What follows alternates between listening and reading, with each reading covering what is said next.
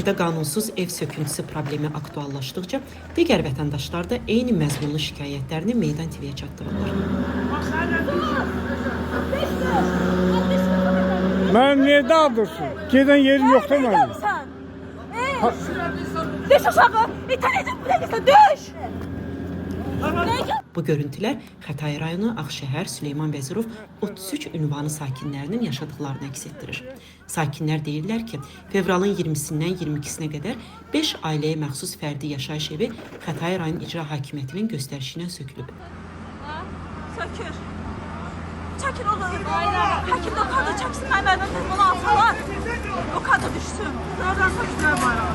Bu var abi, bu eləyir bax. Baba bu oldu. Bax, polislər də buradadır. Hamı da buradadır, heç kəsə reaksiya vermir.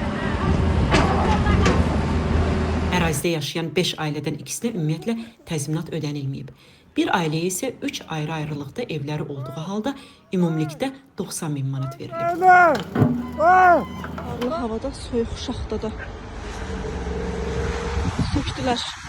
Bu dozerdə burada saxlayıblar. Vətəndaşlar deyirlər ki, onlar dəfələrlə Xətai rayon icra hakimiyyətinin təzyiqinə məruz qalıblar. Qara maskalılarla təhdid olunublar. İddia belədir. Sonda qara maskalı dəstənin hücumundan sonra sakinlərdən biri 90 min manata razılaşıb, növbəti gün bundan imtina etsə də icra hakimiyyəti vaxt itirmədən evi söküb. İcra hakimiyyətindən məsələ ilə bağlı açıqlama almaq mümkün olmayıb.